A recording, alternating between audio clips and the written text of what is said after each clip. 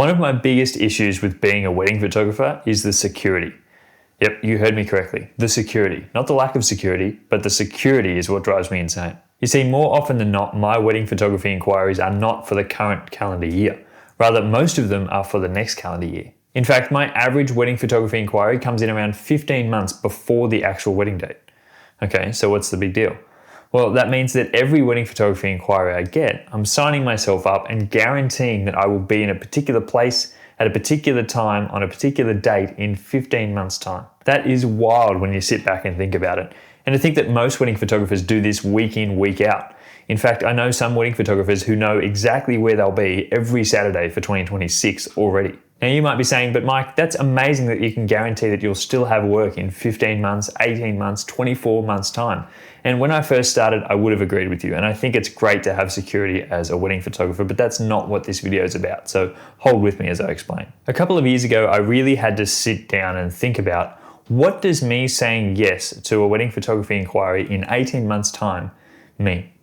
That means that I'm saying no to something else. Every time that I say yes to an inquiry means that I'm saying no to something else. When I say yes to a wedding photography inquiry on a random Saturday in 18 months' time, I'm saying no to my best friend's birthday party that they invite me to in 18 months' time. Or I'm saying no to my wife who wants to go away on a holiday. Or I'm saying no to every other wedding photography inquiry that comes in for that particular date. All of these things might be different to you depending on where you are, but the point is that you're signing yourself up to be in a particular position in a particular location in 18 months' time, which is crazy, and I don't think any other industry really does this. Of course, if you're working a normal 9-to-5 job, you can just take a day off if you feel like going away. You can take holidays. When you're a wedding photographer, you can't just take that weekend off. If you've committed to be there in 18 months' time, it's even very hard to call in sick. I've had to go to weddings before myself where I've been terribly unwell, not in a position to go. And if it was any other workplace, you would call in sick, but they're guaranteeing that you're going to be there and you've signed up because they're paying for you to be there and not anyone else. I really started to think about this when me and my wife started talking about going on an overseas holiday.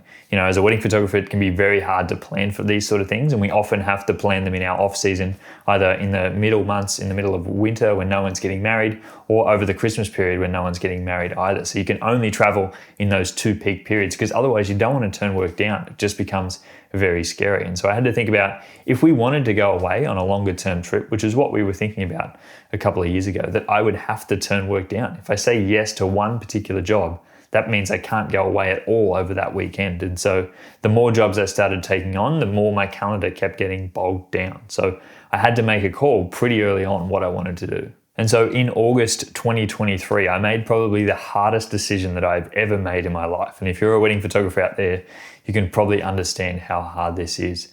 I decided to start turning down wedding photography inquiries in 2025 because my wife and I committed to going away traveling and going overseas traveling for 6 months in the beginning of 2025. So I started to turn down my inquiries.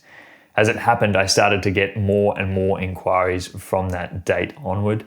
It just was harder each and every time to turn down inquiries at dream venues that I'd always wanted to work at. But I had to make that call because if I started locking myself in, there's no real way to get yourself out of that. Now, an important thing to remember here is that in August 2023, I had about 700 followers on Instagram. I hadn't blown up on Instagram yet, but 2 weeks later, after I made that decision to start turning wedding photography inquiries down, I started to blow up. And within 2 months, I had 50,000 followers on Instagram and my inquiries were coming in thick and fast. And so I made that call and then immediately got an influx of inquiries that I continued to have to turn down, dream venues that I'd always wanted to work at, but I had to stick strong at this goal because I'd told myself that I was going to take that 6 months off to go traveling. And that's the hardest thing to do. And maybe the reason that I started to get more traction on Instagram and that I got more inquiries because I made that call. I was less scared to put myself out there because it wasn't about me getting more inquiries at that point, and then that's when they come. It's just the irony of life, really. But it definitely didn't make that decision any easier as I had to turn down more and more inquiries and palm them off and refer them to other vendors in the local area, to venues and weddings that I would have really loved to be at. And so I assume that you guys know how this story ends. It's February 2025 right now. I'm sitting in a house still in Australia. I haven't gone overseas to go traveling, and I've taken a year off of wedding photography basically because I've turned down every single inquiry that I got for 2025. About halfway through 2024, our plans really changed and we decided not to go traveling overseas. We were going to go traveling here in Australia. And so we bought a caravan, and you guys may have seen that already, and we went traveling around. We decided that we were going to take that time in 2025 when we were planning to move overseas and just travel Australia instead. It was something that we really wanted to do, and we've always loved traveling before. But once we got out there on the road and we started sort of late 2024, and our plan was to continue into 2025 and go full-time traveling for most of it. But once we started traveling, within probably 2 months, we realized that that wasn't for us and it wasn't what we really enjoyed.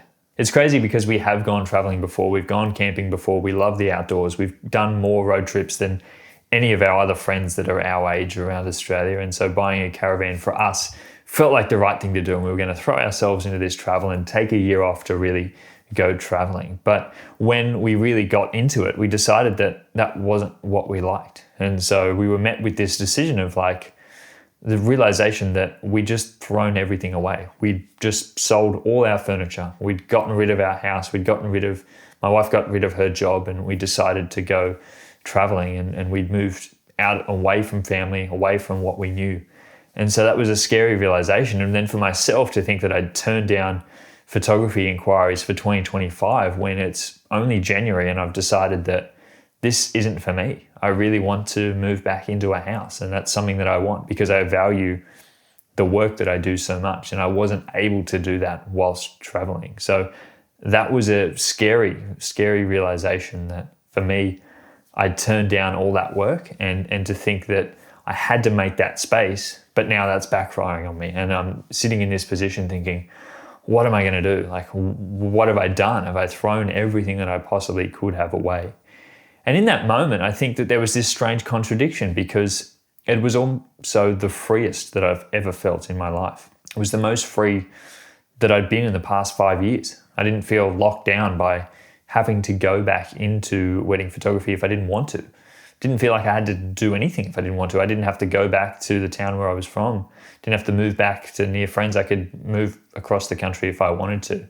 And so that was a very freeing feeling to, for the first time in a long time, feel like I could do whatever I wanted and take my life in a completely different direction because suddenly I'm not tied down. And so that's what my wife and I have done. We've moved into this house down in Victoria, near Melbourne, Australia. Originally, we'd spent the last 8 years in Sydney. And so moving down to Melbourne for us seems like a big move. It's about 10 hours drive away from where we were. And for us, it was a big move, something that we probably never would have done had we have had work continue on in Sydney, had we have had a house and all our stuff, all our belongings. It would have seemed too big of a hurdle to overcome. But we made that first step and now seemed like moving into a new house because we didn't have anything, we didn't have any possessions apart from the caravan and the car, that we could move to wherever we wanted to and start afresh. And really it's been a freeing feeling to be able to do that. I've now got an office where I can commit to recording videos because I don't have any client work in the next few months, that I can really sit down and do the work that I want to do and be able to do the educational work that I want to do. I was so scared to throw myself into that, but now having this space and just not having anything else in the way is something that is so important to me, to have to put myself out there and realize that this is something that I can do. It may have not have been something that I had space to do before, but it is something that I can do now. And I'm very glad and free and feel like I can take it in whatever direction I want to. And so what does this all mean? I think there needs to be a few takeaways, and I want to share some of them from my own personal experience with you guys, and hopefully it can help you a little bit as well. I think the first of which is that think about when was the last time you planned to take a break. Think about that. It doesn't need to be taking a whole year off, but when was the last time that you put 3 or 4 weeks aside and said, look, I'm not going to accept any work in that 3 to 4 week period. No matter what comes up, I'm going to rule it out. How hard is your line in the sand that you would say, I'm not going to do any work in that time because I want to commit to going away on a holiday with my family. I want to commit to going overseas by myself for 2 weeks just to explore, and I'm going to make that commitment to myself. I personally think that that's a really good investment and something that we should be setting up for ourselves and putting time away for ourselves. We can't be always prioritizing other people's work because then we're just saying, I'll work whenever, and then you're at the mercy of other people. If you give yourself those hard deadlines and say you're not available, well then that sets it up for you to say, well, I'm back in my court now. I run this business and I can decide when I want to work and when I don't want to work. Of course, when we're first starting, it's hard to turn down work, but you've got to set some sort of boundaries. And it's the same thing with hours of the day and what days of the week you're planning to work. If you're going to work every single day of the week and not ever give yourself a break to go and explore other things, then I think you're eventually going to lead to burnout. So for me, I think that was one of the big takeaways, in that putting that time down, there's power in that, and to admitting to yourself that, no, I'm taking this time for myself and no one else could take it back, no matter what they offer me. The second takeaway for me is to think about what you're saying yes to. Think about that strong and hard every time you say yes to a project. And I tell people this all the time when they're thinking about pricing their work. Think about what it is that you're saying yes to. When you accept a wedding photography inquiry in 18 months' time, have a think about what that means to say yes to that. That means that you're still going to have all your equipment in 18 months' time. That means you're still going to be in that particular location in 18 months' time. And if you're not, you're going to have to travel back and do that work in that particular location. That means that you're giving up that Saturday or Sunday or Monday in 18 months' time.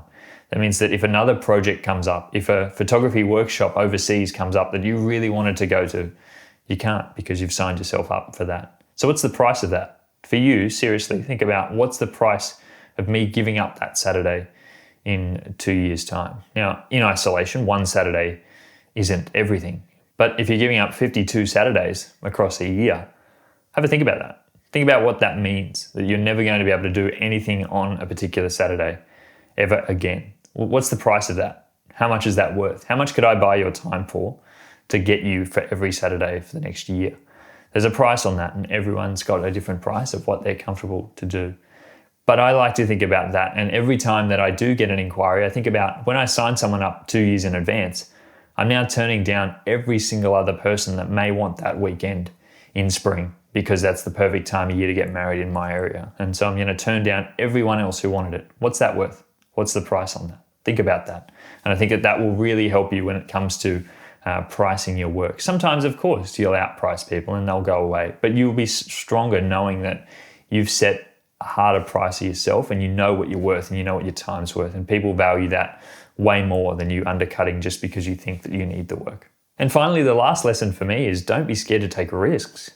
Put yourself out there. Things won't always work out the way you wanted them to, but you don't know how they're meant to work out. And I think that that's an important distinction.